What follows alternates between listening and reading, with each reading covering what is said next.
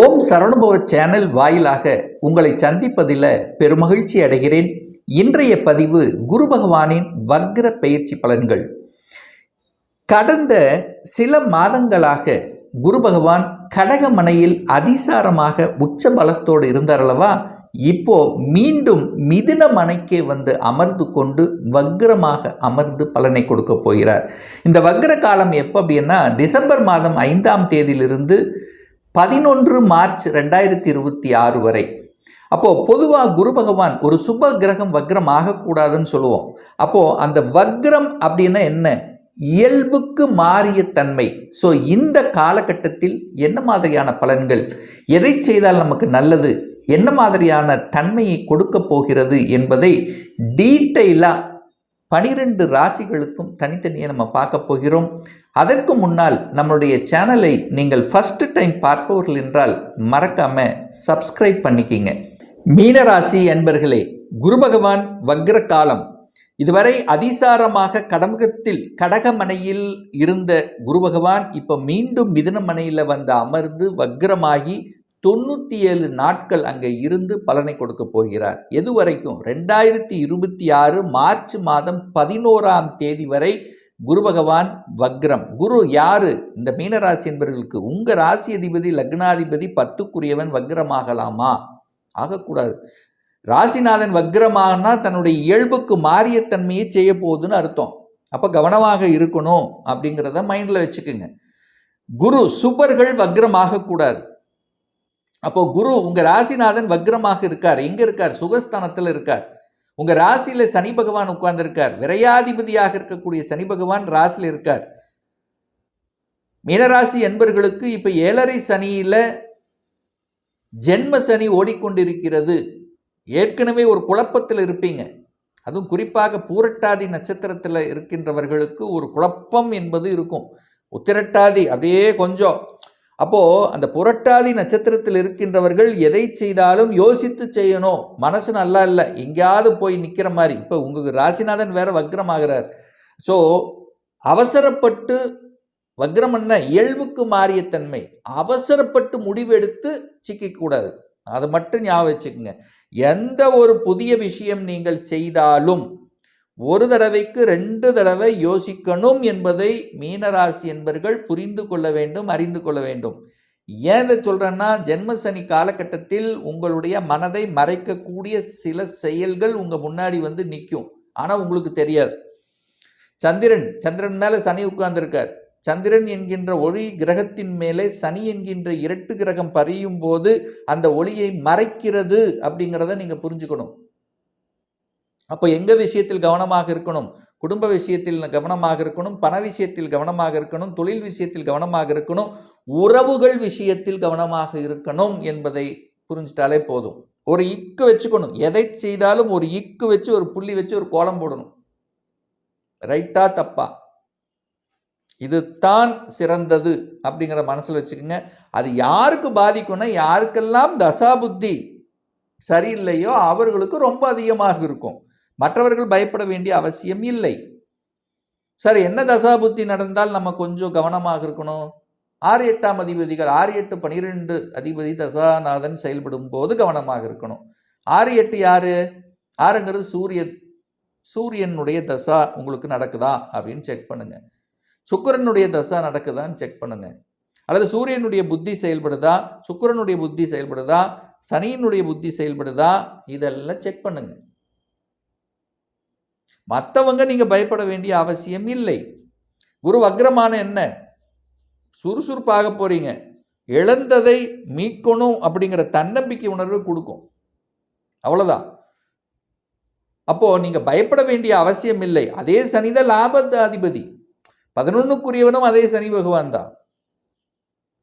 அப்போ மீனராசி என்பர்கள், நான் என்ன சொல்ல வரேன் அப்படின்னா, வேலை ஒழுங்கா போயிட்டு இருக்கா, தொந்தரவு இல்லாமல் பார்த்துக்குங்க. அவ்வளவுதான்.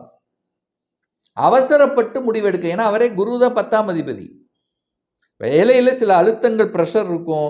உங்களை ஏதாவது டெம்ப்ட் பண்ணுவாங்க. கோபப்பட்டு அவசரப்பட்டு வேலையை மட்டும் விட்டுறாதீங்க. அவ்வளவுதான் சொல்ல போறேன். கோபம், ஆக்ரோஷம், அவசர முடிவு கூடவே கூடாது.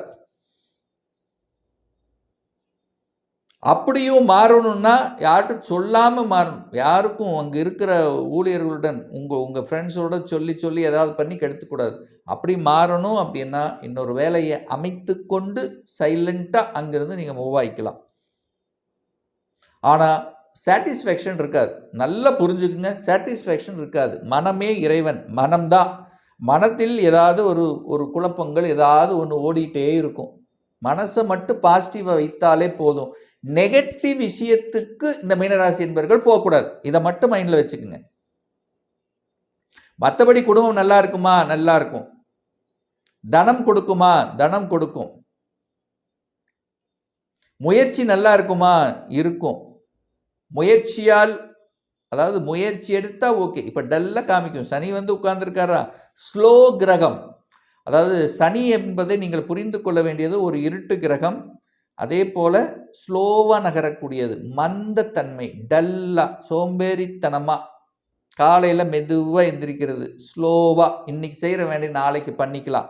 ஸோ இந்த மாதிரி தான் கொடுக்குமே ஒழிய நீங்கள் பயப்பட வேண்டிய அவசியம் என்பது இல்லை.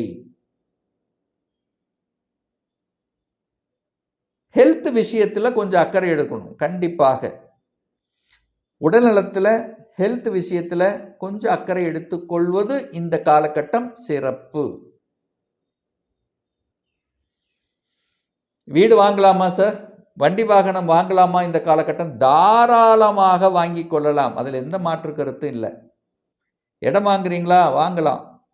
டாக்குமெண்ட் கரெக்டாக இருக்கா? செக் பண்ணுங்க. ஏன்னா உங்களுக்கு தெரியாமல் அப்போதான், இந்த காலகட்டத்தில் தான் உங்களுக்கு வில்லகமான இடங்கள் உங்கள் கண்ணு முன்னாடி வந்து நிற்கும். அப்போ என்ன பண்ணணும்னா, அந்த டாக்குமெண்ட் வாங்குவதற்கு எந்த தடை இல்லை. ஆனால் டாக்குமெண்ட்டில் ஏதாவது வில்லங்கம் இருக்காங்கிறது ஒரு தடவை 2 தடவை செக் பண்ணணும் இந்த மீனராசி என்பர்கள். இதை மைண்டில் வச்சுட்டா போதும். பிள்ளைகள் நன்றாக இருக்குமா? நன்றாக இருக்கும். குழந்தை பாக்கியம் கிடைக்குமா? குழந்தை பாக்கியம் கிடைக்கும். நிச்சயமாக கிடைக்கும். குரு தன்னுடைய சொந்த நட்சத்திரத்தில் பிரயாணம் பண்ணுறார். ஸோ குழந்தை பாக்கியத்துக்கு தடை இல்லை. குழந்தைகள் நன்றாக படிக்குமா? நன்றாக படிக்கும். குழந்தைகள் நல்ல மோட்டிவேஷன் பண்ணணும். இந்த காலகட்டத்தில் திட்டக்கூடாது. ஏன்னா சந்திரன் பாதிக்குதல்ல. அப்போ சந்திரன் அப்படிங்கும்போது மனசு கொஞ்சம் கஷ்டப்படும். அப்போ உங்கள் குழந்தைகளுக்கு யாருக்காவது மீனராசியாக இருந்தால் மனசஞ்சலப்படும், கொஞ்சம் மறப்பாங்க, கொஞ்சம் மறதி இருக்கிற மாதிரியான ஒரு ஃபீலிங்ஸ் இருக்கும்.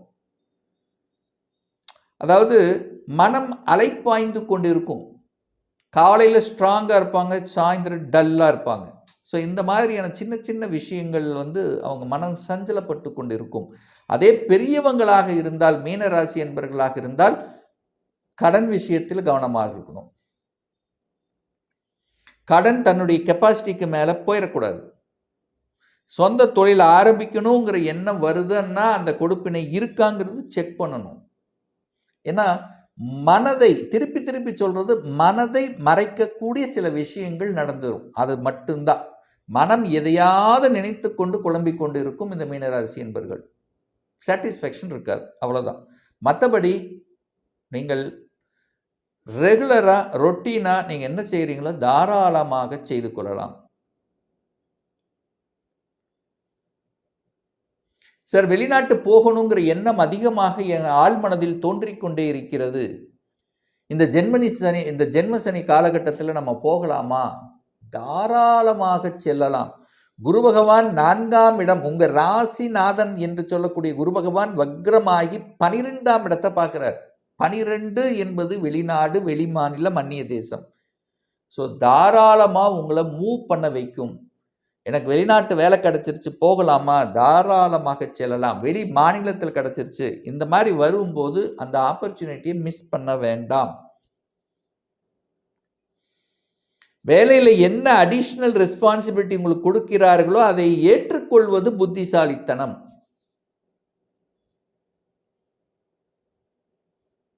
நீங்களா கெடுத்துக்க கூடாது. இதை மட்டும் மைண்டில் வச்சுக்கோங்க மீனராசி என்பவர்கள்.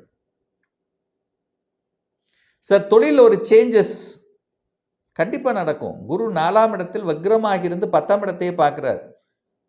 அடிஷ்னலாக ஏதாவது பண்ணலாமா சார்? ஏற்கனவே நான் ஒரு வேலையில் இருக்கேன் சார், அடிஷ்னலாக ஏதாவது ஒன்று செய்யலாம்னு நினைக்கிறேன், செய்யலாம். புத்தி அறிவை வச்சு செய்யக்கூடிய கன்சல்டன்சி கமிஷன் பேஸில் செய்யலாம். சொல்லிக் கொடுத்தல், போதனைகளை செய்வது, இதெல்லாம் பண்ணலாம்.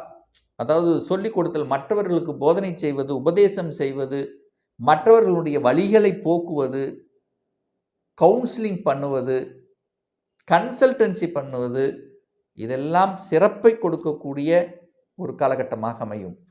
சில விஷயங்களில் உங்களுக்கே சில நல்ல நன்மைகள் நடந்து விட்டு, ஐயோ இப்படி நடந்துருச்சு சூப்பர் அப்படின்னு இன்ப அதிர்ச்சியை கொடுக்கக்கூடிய ஒரு காலகட்டமாக இருக்கும்.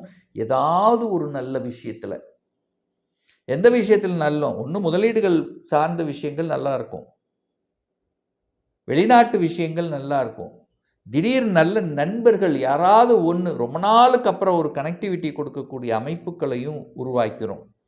திடீர்னு ஒரு ப்ரமோஷன், ஒரு பதவி உயர்வு, இந்த மாதிரி நல்ல விஷயங்களையும் எதிர்பார்க்கக்கூடிய ஒரு காலகட்டமாகவும் நிச்சயமாக அமையும். ஒரு நல்ல தெய்வ வழிபாடு, உங்கள் ராசிநாதனான குரு பகவான் வக்ரமாக இருக்கிறனால வியாழக்கிழமை அன்னைக்கு தட்சிணாமூர்த்தி சென்று வழிபடுவது ரொம்ப ரொம்ப நல்லது. இன்னும் ஒரு துல்லிய பலன் வேணும். 2026 சொந்த தொழில் செய்வதற்கான கொடுப்பினை இருக்கா? அப்படி இருக்கக்கூடிய பட்சத்தில் எப்போ நம்ம சொந்த தொழிலை ஆரம்பிக்கலாம்? என்ன கோர்ஸ் படித்தா நம்மளுடைய ஃப்யூச்சர் நன்றாக இருக்கும்? 2026 எப்போ நமக்கு திருமணம் நடக்கும்? எப்போ ப்ரமோஷன் கிடைக்கும்? எப்போ வீடு கட்டுவேன்? எப்போ குழந்தை பாக்கியம் கிடைக்கும்? இது போன்ற கேள்விகளுக்கு துல்லியமான பதிலை நம்மால் கூற முடியும். ஒரு பர்சனல் கன்சல்டேஷன் எடுத்துக்கணும், ஒரு சுய ஜாதகம் பார்க்கணும் என்று விருப்பப்படக்கூடிய அன்பர்கள் டிஸ்பிளே தெரியக்கூடிய நம்பருக்கு வாட்ஸ்அப் மூலியமாகவோ ஃபோன் கால் மூலியமாகவோ தொடர்பு கொண்டு நேரடியாகவோ அல்லது ஆன்லைன் மூலியமாகவோ கன்சல்டேஷன் எடுத்துக்கலாம். நம்மளுடைய அலுவலகம் கோயம்புத்தூரில் அமைந்துள்ளது. அதாவது கோயம்புத்தூரிலிருந்து மேட்டுப்பாளையம் செல்லும் வழியில் வெள்ளக்கிணர் பிரிவு அன்னபூர்ணா ஹோட்டலுக்கு அருகில் நம்முடைய அலுவலகம் அமைந்துள்ளது. பிரியர் அப்பாயின்மெண்ட் வாங்கிட்டு நேரடியாக கன்சல்டேஷன் எடுத்துக்கலாம். நிச்சயமாக இந்த பதிவு ஏதாவது ஒரு ரூபத்தில் உங்களுக்கு யூஸ்ஃபுல்லாக இருக்குங்கிறதுல எந்தவித மாற்று கருத்தும் கிடையாது. மீண்டும் ஒரு நல்ல பதிவில் உங்களை சந்திக்கும் வரை உங்களிடமிருந்து விடைபெறுவது உங்கள் அஸ்ட்ராலஜர் டாக்டர் சதீஷ்.